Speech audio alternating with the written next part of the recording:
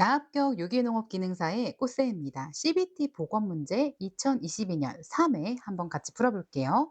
자, 필수 원소에 대한 문제인데요. 작물의 광합성과 수분 상실의 제어 역할을 하고 결핍되면 생장점이 말라 죽고 조기에 약해지고 낙엽 현상을 일으키는 광합성, 수분 이런 내용이 나오면 칼륨이에요. 칼륨, 칼리.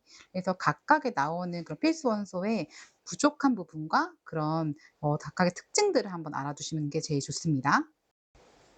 질소와 인산에 의해서 토양이 오염될 수 있어요. 이럴 때 가장 거리가 먼 것은 자, 광산폐수는 중금속 오염원에 해당하는 물질이기 때문에 질소와 인산에 해당되지 않아요. 답은 1번입니다.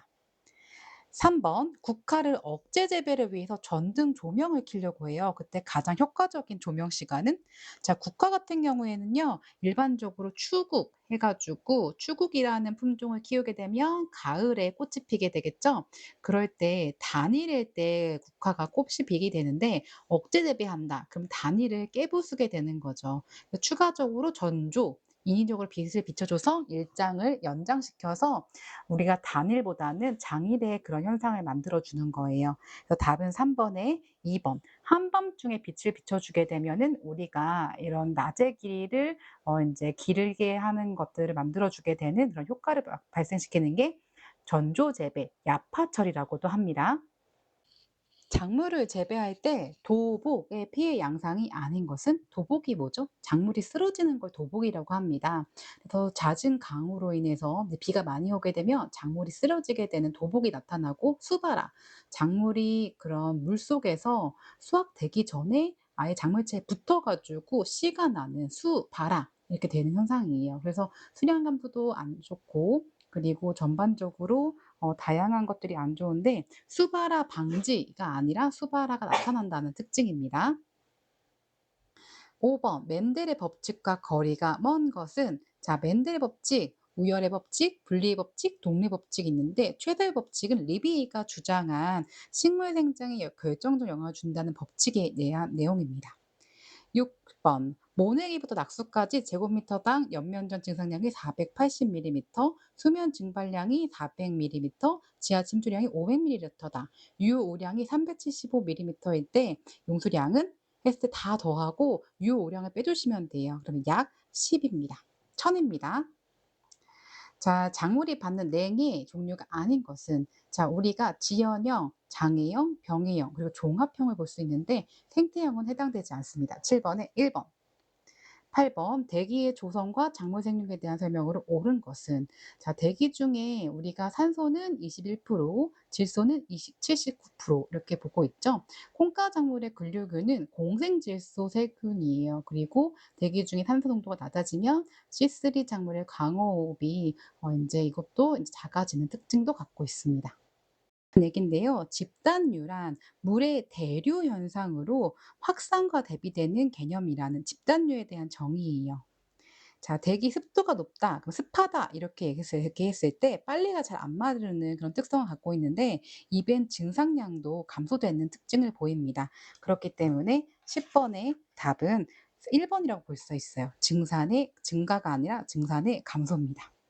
남부 지방에서 가을에 겨울 동안 들깨 재배를 하고 싶어요. 이럴 때 야간에 조명을 실시하는 이유는 자, 들깨는요 작물 특징이 단일일 때 꽃이 펴요. 그럴 때 단일 만드는 거를 안 되게 해 주셔야 우리가 들깨 잎을 얻을 수 있겠죠. 그렇기 때문에 11 번에 3 번 개화를 억제를 위해서 잎을 계속 따기 위해서 들깨 재배 시설에 야간에 조명을 피워서 야간 조파 이런 것들을 해 주는 거죠. 답은 3 번입니다. 12 번 관계, 물주기를 지표, 살수, 미세 이렇게 구분할 때 지표 관계에 해당하지 않는 것은 지표면에 우리가 물주기 할 때 우리가 인류 관계, 그리고 보더 관계, 수반법 이렇게 구분할 수 있고요. 스프링클러는 이제 살수 관계에 포함됩니다. 자, 식물 종류 외우는 거예요. 장일성, 장일일 때 꽃이 피는 것들. 대표적인 게 시금치고 그리고 우리가 일반적으로 감자나 이런 것들도 헷갈리실 수 있는데 코스모스가 우리가 언제 보죠? 가을에 좀 많이 보잖아요. 그런 것들은 단일성에 포함됩니다. 그래서 벼, 옥수수, 콩, 담배, 딸기, 들깨. 감자는 장일이고요. 그리고 양파도 장일이고 상추도 장일이에요. 문제가 나올 때마다 그때 한 번씩 봐 주시는 게 가장 좋습니다. 14번 음이온이 치환 이렇게 이제 이동되는 순서가 가장 빠른 이온은 우리가 여러 가지 중에서 여기 규소 그다음에 인삼 이렇게 있는데 여기 답은 14번의 1 번입니다. 15번 줄기를 절단할 때 도관부에 구멍을 내면 다량의 수액이 나온다. 이런 현상을 우리가 뭐라고 하냐면 15번은 1번 일비 현상이랍니다. 그래서 우리가 여러 가지 고로쇠수액 이런 것들 생각하셔서 줄기에 구멍을 내면 수액이 배출되는 현상. 그리고 일액 현상은 이 가장자리에 수공에서 물이 나오는 현상. 그리고 대다수의 물이 이동되는 증산작용이 있고요.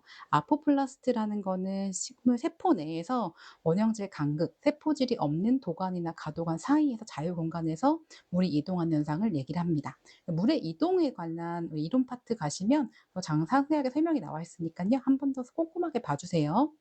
자, 야간 조파 효과적인 광파장 범위는 적색광입니다.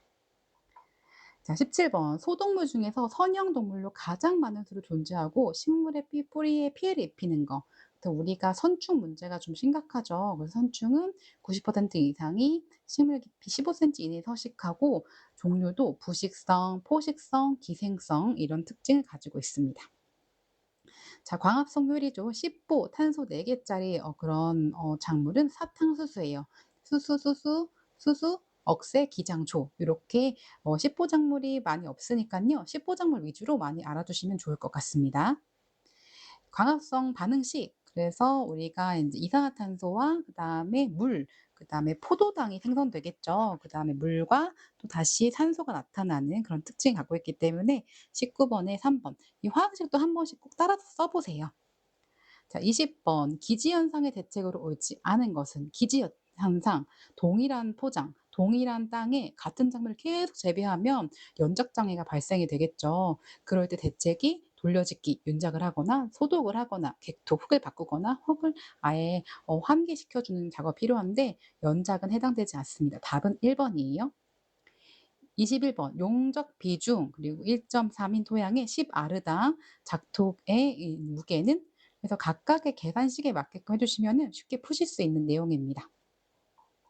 22번 균근의 특징에 대한 설명으로 옳지 않는 것은 균근은 진균이에요. 곰팡이죠. 식물 뿌리와 공생하는 곰팡이인데 진균의 균과 식물 뿌리의 근이 합쳐진 말로 균사와 그리고 뿌리가 함께 공생하는 거죠.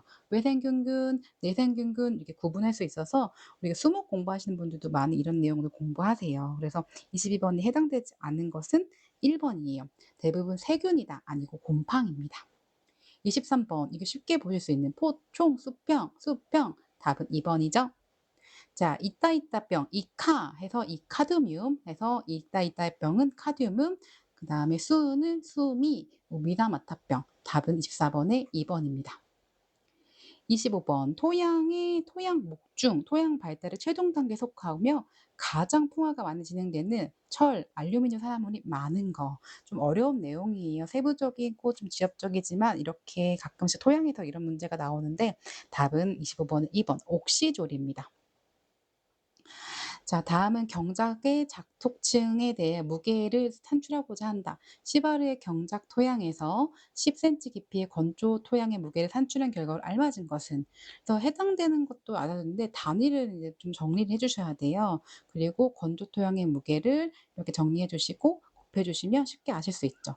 사실 이거를 계산하지 않더라도 나와 있는 숫자들만 이렇게 보셔도 아실 수 있는 게 좀 어떻게 보면은 이제 '계산하기 어렵다.' 하면 연관된 숫자를 보셔서 이제 찍으시는 부분 것도 합리적인 방법이라고 생각합니다.